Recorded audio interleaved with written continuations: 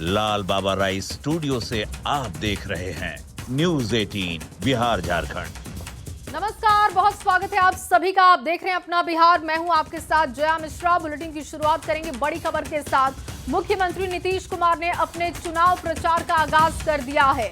आज पहली सभा उन्होंने मुजफ्फरपुर के मीनापुर में की, जहां उन्होंने एक बार फिर से रोजगार के मुद्दे पर सरकार की उपलब्धियां जनता के सामने रखी। नीतीश कुमार ने कहा कि रोजगार और नौकरी का 50 लाख का लक्ष्य पूरा हो चुका है और अगले 5 साल में उसे 1 करोड़ तक किया जाएगा। नीतीश कुमार ने आरजेडी कांग्रेस पर भी निशाना साधा और कहा कि उन लोगों ने कोई काम नहीं किया, आज सब वोट लेने के लिए झूठ बोल रहे हैं। और नेता बिहार को ऐसा नाम दिया, लोगों को 10 लाख नौकरी और 10 लाख रोजगार देने की शुरुआत करा दी। अब उसके बाद काफी काम उसके लिए किया गया, तो लगभग 10 लाख युवाओं को सरकारी नौकरी दी जा चुकी है। लेकिन जो 10 लाख रोजगार था, तो जहां तक रोजगार की बात है, अब हो गया है 40 लाख लोगों को रोजगार दे दिया गया।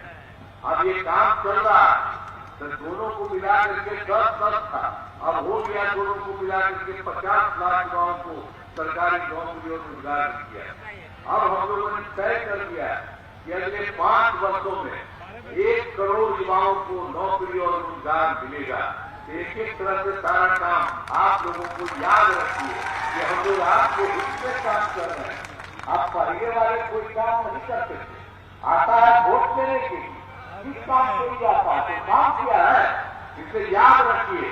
और सब चीज के लिए हम लोगों ने एक एक तरह से सब लोगों के लिए पूरे तौर पर काम करने के लोगों ने कोशिश की।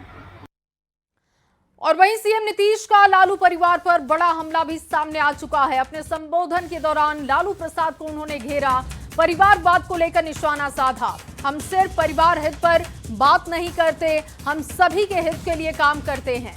ये बयान आपको सीएम नीतीश कुमार का बता रहे हैं। लालू खुद सीएम पद से हटे तो पत्नी को सीएम बना दिया। देखिए, एक बार फिर से इस वाकया का जिक्र उन्होंने किया और कहा कि परिवारवाद को लेकर ये लोग इतने ज्यादा जागरूक हैं कि ये जनता के प्रति ईमानदार नहीं हो पाते। सीएम का पूरा बयान आपको सुनवाते हैं। कोई महिला को, जनरल महिला को कोई मतलब था? कभी कुछ नहीं था, सब अपने परिवार को सोचता। हम लोगों को देखे हैं कभी कोई परिवार का हम बात करते हैं कभी अपने परिवार का? हम तो सब जगह के लोगों के हित में काम करते हैं, तो सब जगह से ही सब काम हो रहा है। तो नीतीश कुमार ने अपने पहले चुनावी सभा मीनापुर में की, और जहां पे बीजेपी के प्रदेश अध्यक्ष दिलीप जायसवाल, जेडीयू के राष्ट्रीय कार्यकारी अध्यक्ष संजय झा के साथ जो एनडीए के बड़े नेता थे, तमाम लोग यहां पर पहुंचे। और इस मौके पर नीतीश कुमार ने न सिर्फ अपने विकास कार्य को जनता को बताया, बल्कि विरोधियों पर भी बड़ा निशाना साधा, खासकर परिवारवाद को लेकर लालू परिवार पर बड़ा निशाना साधा। और साथ ही नीतीश कुमार ने जो अपने 3 प्रमुख फैसले हैं, खासकर 125 यूनिट बिजली फ्री, 1100 रुपये वृद्धावस्था पेंशन और 10,000 रुपये जो महिला रोजगार के लिए 1 करोड़ 21 लाख महिलाओं को दिया गया, उसकी चर्चा की। उन्होंने 2005 के पहले का हवाला दिया कि 2005 के पहले सरकार की स्थिति क्या थी और 2005 के बाद बिहार में कितना बदलाव है। तो जाहिर सी बात है, नीतीश कुमार की इस पहले चुनावी सभा में उन तमाम मुद्दे मौजूद थे जो एनडीए को सूट करता है। और जाहिर सी बात है, अब इंतजार होगा विरोधियों, खासकर महागठबंधन के रैली में, कि जब महागठबंधन अपने चुनावी सभा की शुरुआत करती है तो फिर एनडीए पर कैसा पलटवार कर देगी। फिलहाल नीतीश कुमार ने आज अपने पहले चुनावी सभा में एनडीए का एजेंडा सेट कर दिया है। कैमरामैन दीपक के साथ आनंद अमृतराज, न्यूज 18 नेटवर्क, मीनापुर। और वहीं जनशक्ति जनता दल अध्यक्ष तेज प्रताप यादव ने दावा किया कि महुआ में उनके नाम का डंका बज रहा है। राहुल गांधी के जलेबी छानने वाले वीडियो पर उन्होंने कहा कि राहुल गांधी मेरी कॉपी कर रहे हैं। इसके साथ ही उन्होंने राहुल गांधी पर तंज कसा। जाके देखिए महुआ में क्या माहौल है, महुआ में किसके नाम का डंका बज रहा है। आप जाके पूछिए वहाँ महुआ के लोगों से। राहुल गांधी तो मेरा कॉपी कर रहे हैं, राहुल गांधी मेरा कॉपी करके जलेबी छान रहे हैं। राहुल गांधी जलेबी तो हम ही उनको सिखाए हैं, तब वो छान रहे हैं। और वहीं दरभंगा में वीआईपी के प्रधान पार्टी कार्यालय के उद्घाटन समारोह में पार्टी प्रमुख मुकेश सहनी शामिल हुए। उन्होंने अपने समर्थकों से दरभंगा की 10 सीटों पर महागठबंधन को जिताने की अपील की। उन्होंने दावा किया कि दरभंगा की धरती से बदलाव की लहर चल पड़ी है। इस बार जनता विकास और सम्मान के मुद्दे पर मतदान करेगी। मुकेश सहनी ने तारापुर से वीआईपी पार्टी के उम्मीदवार के बीजेपी में शामिल होने की खबर को खारिज कर दिया और कहा कि उन्होंने निर्दलीय उम्मीदवार के रूप में नामांकन दाखिल किया था, न कि वीआईपी के सिंबल पर। गौड़ा बोराम से संतोष सहनी के वीआईपी उम्मीदवार होने का दावा किया। साथ ही मुस्लिम उम्मीदवार नहीं देने का बचाव करते हुए महागठबंधन में ऑल इज वेल की बात कही। उम्मीदवार भाजपा में शामिल नहीं हुआ, आप लोगों को गलतफहमी है। तारापुर से जो उन्होंने अकेले निर्दलीय प्रत्याशी बना था और उन्होंने भाजपा को किया, गलतफहमी हो गया था, उसको ठीक किया जा रहा है। और वहाँ पे बीजेपी पार्टी की ओर से संतोष सहनी वहाँ पे उम्मीदवार है और महागठबंधन का इकलौता उम्मीदवार संतोष सहनी है। आपने देखा होगा कल राष्ट्रीय जनता दल का 143 अगर विधानसभा का लिस्ट अगर जारी हुआ उसमें गौड़ा बोराम उसमें नहीं था। 15 सीट में आप क्या ही उम्मीद कर सकते हैं। हमने कोशिश किया था कि लड़ाएंगे, लेकिन हमारे पास उस जगह पे प्रत्याशी नहीं रहने के कारण हमने ये किया। बाकी हमने सभी अलग अलग जाति धर्म के लोगों को लड़ाया है। और वहीं पूर्वी चंपारण में महागठबंधन को बड़ा झटका लगा है। महागठबंधन के सुगौली विधानसभा से उम्मीदवार शशि भूषण सिंह का नामांकन रद्द हो चुका है। आरजेडी से बगावत करके निर्दलीय नामांकन पत्र दाखिल करने वाले ओम प्रकाश सहनी को भी झटका लगा, उनका नामांकन भी रद्द हो चुका है। बड़ी खबर आपको दे रहे हैं। सुगौली से महागठबंधन के प्रत्याशी शशि भूषण सिंह ने अपना नामांकन पत्र अंतिम दिन दाखिल किया था। उनके कागजात अधूरे थे, जिसकी स्क्रूटनी में पता चलने के बाद उनका नामांकन रद्द किया गया। जानकारी इस पर दे रहे हैं संवाददाता अवनीश कुमार सिंह, उनकी रिपोर्ट आपको दिखाते हैं। बिहार विधानसभा चुनाव की बड़ी खबर है। मोतिहारी से महागठबंधन को बड़ा झटका लगा है। पूर्वी चंपारण जिले के सुगौली विधानसभा के महागठबंधन के प्रत्याशी शशि भूषण सिंह का नामांकन रद्द हो गया है। उनके साथ साथ आरजेडी से बगावत करके निर्दलीय अपना नामांकन पत्र दाखिल किए ओम प्रकाश सहनी का भी नामांकन रद्द हो गया है। तो बड़ी खबर है, लगातार महागठबंधन को बड़ा झटका दिखा जा रहा है। वैसी स्थिति में लगातार ये चर्चाएं थी कि कागजात जो है वो पूरी तरह से जमा नहीं कर पाए थे शशि भूषण सिंह। वैसी स्थिति में जो निर्वाची पदाधिकारी हैं सुगौली के श्वेता भारती, जो अनुमंडल पदाधिकारी भी हैं, उन्होंने जब इसकी स्क्रूटनी की तब शशि भूषण सिंह का नामांकन पत्र जो है वो रद्द कर दिया गया। तो वैसी स्थिति में बड़ी खबर है, पूर्वी चंपारण जिले के सुगौली विधानसभा के 2 प्रत्याशियों का नामांकन रद्द हुआ है, जिसमें महागठबंधन के प्रत्याशी शशि भूषण सिंह और आरजेडी से बगावत करके निर्दलीय चुनाव लड़ रहे जो अपना उन्होंने नामांकन जो है दाखिल किया था ओम प्रकाश सहनी, उनका नामांकन पत्र रद्द कर दिया गया था। महागठबंधन को बड़ा झटका लगा है पूर्वी चंपारण जिले में। वैसी स्थिति में अब वहाँ पे जनसुराज के साथ सीधा मुकाबला जो है वो एनडीए का होगा। अब जो है महागठबंधन के जो प्रत्याशी हैं वो अपना मैदान छोड़ देंगे। तो वैसी स्थिति में चुनाव और रोचक हो जाएगा। अवनीश कुमार, न्यूज 18 मोतिहारी। और चलिए इस बीच बिहार की सियासत से जुड़ी एक और बड़ी खबर आपके सामने रखे। विधानसभा चुनाव 2025 के लिए विपक्षी महागठबंधन में सीट बंटवारे की तस्वीर अब लगभग साफ होती दिख रही है। लंबी खींचतान के बाद घटक दलों के बीच सीटों का फॉर्मूला तय कर लिया गया है और इस फॉर्मूले के तहत महागठबंधन के 253 सीटों पर उम्मीदवार मैदान में होंगे। 143 सीटों पर आरजेडी चुनाव लड़ रहा है। कांग्रेस की बात करें तो 61 सीटें, 20 सीटें सीपीआईएमएल, 9 सीटों पर आपको बता दें कि सीपीआईएमएल है। इसके साथ ही ये जो आपको दिखा रहे वीआईपी 15 सीटों पर। इसके बाद देखिए सीपीआईएमएल की तरफ से 20 सीटों पर उम्मीदवार उतारे गए। 9 सीटों पर सीपीआई, सीपीएम को 4 सीटें मिली और आईआईपी को 1 सीटें दी गई हैं। इस तरीके से जो फॉर्मूला सामने आया है महागठबंधन का, वो बहुत ही उलझा हुआ दिख रहा है। 243 सीटें बिहार में हैं, लेकिन यहां पर 253 सीटों पर उम्मीदवार उतारे गए।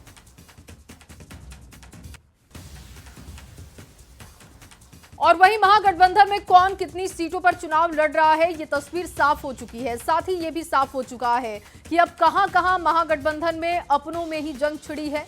कुल 11 सीटें अभी महागठबंधन के नेता जहां पर 2-2 हाथ करते हुए आपको दिखाई देंगे। आरजेडी कांग्रेस 5 सीटों पर आमने सामने है, जिसमें वैशाली की सीट है, सिकंदरा, कहलगांव, सुल्तानगंज और नरकटियागंज सीट शामिल है। जबकि 4 सीटों पर कांग्रेस और सीपीआई आमने सामने है। ये सीटें कौन सी हैं ये भी अब आपको बता रहे हैं। देखिए, बछवाड़ा की सीट है, करगहर की सीट, बिहार शरीफ की सीट, राजा पाकड़ की सीट है। कांग्रेस सीपीआई की टक्कर यहां पर दिखेगी। 2 सीटों पर चैनपुर और बाबू बरही की सीट, आरजेडी और वीआईपी के बीच भी भिड़ंत आपको यहां पर देखने को मिलेगी। तो 11 सीटें ऐसी हैं जहां पर अपनों में ही जंग होगी। सबसे पहले आरजेडी और कांग्रेस के बीच जिन 5 सीटों पर टक्कर है उसको देख लेते हैं, उसकी जानकारी हम आपको दे देते हैं। देखिए, वैशाली की जो सीट है, अजय कुशवाहा आरजेडी की तरफ से हैं, संजीव सिंह जो कि कांग्रेस की तरफ से हैं। अब सुल्तानगंज सीट की बात करते हैं, आरजेडी की तरफ से चंदन सिन्हा मैदान में होंगे, लल्लन सिंह जो कि कांग्रेस की तरफ से चुनावी मैदान में है। इन दोनों की आपसी टक्कर आपको दिखेगी। कहलगांव सीट देखिए, यहां से आरजेडी के उम्मीदवार हैं रजनीश भारती वर्सेस प्रवीण सिंह कुशवाहा जो कि कांग्रेस की तरफ से उम्मीदवार है। नरकटियागंज सीट की अगर हम बात करें तो दीपक यादव आरजेडी की तरफ से चुनावी मैदान में, शाश्वत केदार गौतम कांग्रेस की तरफ से चुनावी मैदान में ताल ठोक रहे हैं। सिकंदरा सीट पर भी फाइट बहुत दिलचस्प है, अपनों की लड़ाई है। उदय नारायण चौधरी आरजेडी की तरफ से चुनावी मैदान में, जबकि विनोद चौधरी कांग्रेस की तरफ से चुनावी मैदान में है। महागठबंधन में अपनों से जंग में सीपीआई भी पीछे नहीं है और इसने भी 4 सीटों पर साथ ही कांग्रेस के खिलाफ उम्मीदवार उतार दिए हैं। ये सीटें अब आपके सामने रख रहे हैं। बछवाड़ा की सबसे पहले बात करते हैं, शिव प्रकाश गरीबदास जो कि कांग्रेस की तरफ से चुनावी मैदान में, सीपीआई के उम्मीदवार हैं अवधेश राय, ये आपको चुनावी मैदान में दिखेंगे। करगहर सीट पर भी देख लीजिए, संतोष मिश्रा कांग्रेस की तरफ से चुनावी मैदान में, महेंद्र गुप्ता सीपीआई की तरफ से आपसी लड़ाई इनसे लड़ेंगे। बिहार शरीफ की भी बात करते हैं, अमेर खान कांग्रेस की तरफ से, शिव प्रकाश यादव सीपीआई की तरफ से। राजा पाकड़ की सीट पर भी फाइट देख लीजिए, अपनों की लड़ाई यहां पर भी है। प्रतिमा दास जो कि कांग्रेस की तरफ से हैं और मोहित पासवान सीपीआई की तरफ से चुनावी मैदान में उतारे गए हैं। 2 सीटों पर वीआईपी आरजेडी आमने सामने है। ये सीटें कौन सी हैं ये भी आपको बताएंगे। देखिए, कुल मिलाकर जो 11 सीटें हैं वहां पर अपनों की लड़ाई है और 2 सीट ऐसी है जहां पर वीआईपी आरजेडी आमने सामने है। चैनपुर की सीट है, बृज किशोर बिंद आरजेडी की तरफ से, बाल गोविंद वीआईपी की तरफ से हैं। इसके बाद देखिए बाबू बरही सीट जहां पर वीआईपी वर्सेस आरजेडी है, अनिल सिंह आरजेडी की तरफ से हैं और बिंदा गुलाब यादव वीआईपी की तरफ से चुनावी मैदान में उतार दिए गए हैं। तो महागठबंधन में महाकन्फ्यूजन का सबसे अजीब असर अगर आप कहीं देखें तो वो गौरा बोराम की सीट है। वीआईपी प्रत्याशी ने शिकायत भी इसको लेकर कर दी है। मुख्य निर्वाचन पदाधिकारी से शिकायत की गई, अफजल अली का नामांकन रद्द होना चाहिए, इसकी मांग उठाई गई। दरअसल आरजेडी के सिंबल पर अफजल अली का नामांकन हुआ है। लालू प्रसाद के पत्र का हवाला दिया गया है कि अफजल का नामांकन रद्द किया जाना चाहिए और पार्टी के राष्ट्रीय उपाध्यक्ष बीके सिंह के नेतृत्व में 2 सदस्यीय प्रतिनिधिमंडल निर्वाचन आयोग से मिलने के लिए पहुंचा था। निर्वाचन आयोग के पदाधिकारी से मिलकर इस बात की शिकायत की गई है और ये जो तस्वीर आप देख रहे हैं, लेटर आप देख रहे हैं जो कि आरजेडी की तरफ से जारी किया गया था और ये जानकारी दी गई थी कि महागठबंधन की तरफ से ये सीट वीआईपी को दी गई है। और वहीं हिंदुस्तानी आवाम मोर्चा सेकुलर के राष्ट्रीय अध्यक्ष संतोष कुमार सुमन ने कहा कि हम लोगों ने शांतिपूर्ण गठबंधन किया है, सभी सीटों पर एनडीए के प्रत्याशी भी उतर चुके हैं और आज से प्रचार अभियान की शुरुआत हो चुकी है। प्रधानमंत्री का भी आगमन है, निश्चित तौर पर उनके दौरे से गठबंधन को फायदा होगा। हम जनता के बीच जाकर जनता का विश्वास जीतने का काम करेंगे। आने वाली 14 तारीख को जब नतीजे आएंगे तो हम उसी दिन दिवाली मनाएंगे। महागठबंधन पर निशाना साधा और कहा कि मैत्रीपूर्ण लड़ाई नाम की कोई चीज इनमें दिखाई नहीं देती। लोग ने गठबंधन कर लिया, शांतिपूर्वक ढंग से कर लिया। सभी सीटों पर हमारे प्रत्याशी उतर चुके हैं एनडीए के और फर्स्ट फेज का जो चुनाव होना है 6 तारीख को, हम समझते हैं उसका स्क्रूटनी वगैरह भी हो गया। सबको सीरियल नंबर और जो भी होता है, जो वैध उम्मीदवार हैं, सब घोषित कर दिए गए। तो आज से प्रचार शुरुआत हुआ है और सेकेंड फेज़ का भी 23-24 तारीख से होना है। माननीय प्रधानमंत्री जी भी आ रहे हैं, निश्चित तौर पर उनके आने से हम लोग को फ़ायदा मिलेगा, गठबंधन को फ़ायदा मिलेगा। तो हम पूरी तरह से तैयार हैं, पहले से हमारी तैयारी थी और चुनाव के दरमियान भी हमने सब चीज़ कर लिया है और जनता के समक्ष हम लोग जा करके जनता का विश्वास जीतने का काम करेंगे। और वहीं समस्तीपुर से प्रधानमंत्री मोदी चुनावी प्रचार अभियान का आगाज करने वाले हैं, जिसकी तैयारियां युद्ध स्तर पर जारी हैं। पीएम मोदी भारत रत्न जननायक कर्पूरी ठाकुर की जन्मस्थली पितौजिया कर्पूरी ग्राम में उनके स्मृति भवन में श्रद्धा सुमन अर्पित कर जनसभा को संबोधित करेंगे। प्रधानमंत्री 24 अक्टूबर को समस्तीपुर के कर्पूरी ग्राम जाएंगे। वो भारत रत्न जननायक कर्पूरी ठाकुर की प्रतिमा पर माल्यार्पण करने के बाद परिवार के लोगों से भी मुलाकात कर सकते हैं। दौरे को लेकर प्रशासनिक अधिकारियों के साथ केंद्रीय राज्य मंत्री रामनाथ ठाकुर भी तैयारियों का जायजा ले रहे हैं, जिसकी तस्वीरें भी हम आपको दिखा रहे हैं, क्योंकि प्रधानमंत्री का आगमन है और जोर शोर से तैयारियां हो रही हैं। प्रधानमंत्री नरेंद्र मोदी अपने चुनावी अभियान की शुरुआत जननायक कर्पूरी ठाकुर की भूमि से करेंगे और इस जगह पर जो उनका स्मृति स्थल है भारत रत्न जननायक कर्पूरी ठाकुर की, वहां से पर तैयारी चल रही है। अधिकारियों की टीम का भी लगातार दौरा यहां पे हो रहा है और भारत रत्न जननायक कर्पूरी ठाकुर जी के पुत्र केंद्रीय राज्य मंत्री रामनाथ ठाकुर जी भी यहां पे आए। हम इसे को से क्या कुछ है, हमको भी जानकारी मिली है आपके माध्यम से कि भारत के प्रधानमंत्री जी आ रहे हैं, वही देखने आ रहे हैं कि क्या क्या तैयारियां हो रही है, कितने लोग यहाँ आएंगे, कितने कहाँ बैठेंगे। 6 नवंबर के होने वाले चुनाव में नीतीश कुमार जी को बिहार की गद्दी पर बैठाने का काम। तो यहाँ पे प्रधानमंत्री जी का कार्यक्रम होना है और आप देख सकते हैं कि ये तैयारी यहाँ पर की जा रही है और इसका जायजा लेने के लिए खुद केंद्रीय राज्य मंत्री रामनाथ ठाकुर पहुँचे हैं और जो जानकारी मिली है 15 मिनट इस जगह पर वो रुकेंगे। Mukesh Kumar, news 18 network, Samastipur. और चलिए आगे बढ़ते हुए आपके सामने रांची से बड़ी खबर रखे बिहार चुनाव पर जेएमएम का बड़ा आरोप सामने आ चुका है। जेएमएम ने आरजेडी पर गंभीर आरोप लगा दिए हैं। जेएमएम के साथ राजनीतिक धूर्तता हुई, मनोज पांडे का ये बयान हम आपको बता रहे हैं और हमने विश्वास किया वो चालबाजी करते रहे। मनोज पांडे कहते हैं कि पूरे प्रकरण पर पार्टी जल्द फैसला ले लेगी। झारखंड में भी तस्वीर बदलने का उन्होंने इशारा कर दिया। बिहार में जेएमएम को एक भी सीट नहीं मिली, जिस वजह से जेएमएम की नाराजगी है और आने वाले समय में गठबंधन को लेकर झारखंड में क्या तस्वीर बनेगी ये देखना होगा। हालांकि एक बड़ा इशारा उन्होंने किया। तो बिहार विधानसभा चुनाव में जेएमएम को इंडिया गठबंधन की ओर से एक भी सीट नहीं दी गई, जिसको लेकर जेएमएम में खासी नाराजगी भी है, गुस्सा भी दिखाई दे रहा है। न्यूज 18 से बातचीत में पार्टी के केंद्रीय प्रवक्ता मनोज पांडे ने कहा जेएमएम के साथ राजनीतिक धूर्तता की गई और ऐसे में इसका असर झारखंड में भी पड़ेगा। उन्होंने कहा कि पार्टी आलाकमान की ओर से जल्द ही इसको लेकर फैसला लिया जाएगा। मनोज पांडे ने कहा कि हम विश्वास दिखाते रहे, वो चालबाजी करते रहे। झारखंड में आरजेडी के साथ रिश्ते और मंत्रिमंडल में शामिल उनके मंत्री पद को लेकर उन्होंने कहा कि थोड़ा इंतजार कीजिए, तस्वीर पूरी साफ होगी। विधानसभा चुनाव में जेएमएम के लिहाज से इंडिया महागठबंधन के अंदर सीट शेयरिंग की बात करें तो जो विपक्ष की जो सियासत है वही कह रही है कि बड़े बेआबरू होकर तेरे कूचे से निकले हम। हमारे साथ यहाँ पर जेएमएम के केंद्रीय प्रवक्ता हम उनसे जानेंगे कि जिस तरीके से आप लोग ये दावा करते रहे कि 12 सीटें के लिए हम फाइट करेंगे, लेकिन अंत में जो खाते में आई 0। देखिए, गठबंधन एक विश्वास का नाम होता है। हम साथ हैं, हम इंटैक्ट हैं, साथ चुनाव लड़ रहे हैं, साथ सरकार चला रहे हैं, तो हम इतना विश्वास कर सकते हैं कि हम पड़ोस के राज्य बिहार में हमें भी उचित भागीदारी मिलेगी और ऐसे संकेत भी दिए गए थे, परंतु अंत में क्या कुछ हुआ सबके सामने है। जो राजनीतिक धूर्तता दिखलाई गई, तो ये कहीं न कहीं मुझे लगता है कि ये एक गांठ और गठबंधन के प्रतिकूल असर डालने वाला ये एक घटना मैं मानता हूँ इसे। मैं विश्वास कर रहा हूं और आप हमारे साथ चालबाजी कर रहे हैं। और वही महागठबंधन में कई सीटों पर आपस में भिड़ंत है और भिड़ंत को लेकर कटिहार से सांसद तारिक अनवर ने कहा कि दूसरे चरण के लिए नामांकन वापस लेने के आखिरी समय तक सब कुछ ठीक हो जाएगा और कोशिश है कि गठबंधन से हर सीट पर एक ही उम्मीदवार हो।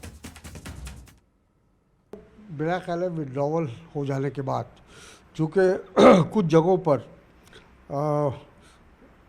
2 पार्टियां, मतलब गठबंधन की 2 पार्टियों के उम्मीदवार खड़े हैं, दोनों को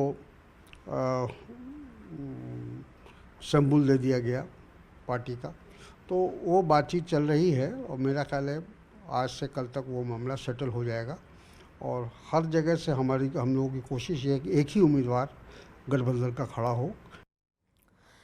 और देखिए, अक्सर लोग एक दूसरे को नसीहत देते हैं, समय कीमती है, समय का सम्मान करो, फिर भी लोग लेट लतीफी से बाज नहीं आते और कई बार उन्हें इसकी भारी कीमत चुकानी पड़ती है। जमुई में भी कुछ ऐसा ही वाकया देखने को मिला, जहां सिर्फ 3 मिनट की देरी की वजह से सिकंदरा सीट से आम आदमी पार्टी के प्रत्याशी राहुल राणा का नामांकन नहीं हो सका। अंतिम समय में वो भागते हुए नामांकन केंद्र तक पहुंचे थे, लेकिन अधिकारियों ने 3 मिनट की देरी का हवाला देकर आवेदन लेने से मना कर दिया। आम आदमी पार्टी के जिलाध्यक्ष ने जमुई डीएम से भी बात की, लेकिन वहां बात नहीं बन पाई और राहुल राणा की 3 मिनट की देरी उनकी 5 साल की तैयारी पर भारी पड़ चुकी है। और भागते दौड़ते जब वो नामांकन केंद्र पहुंचे थे, वहां की तस्वीरें वायरल हुई है, जो कि आप भी देख पा रहे थे।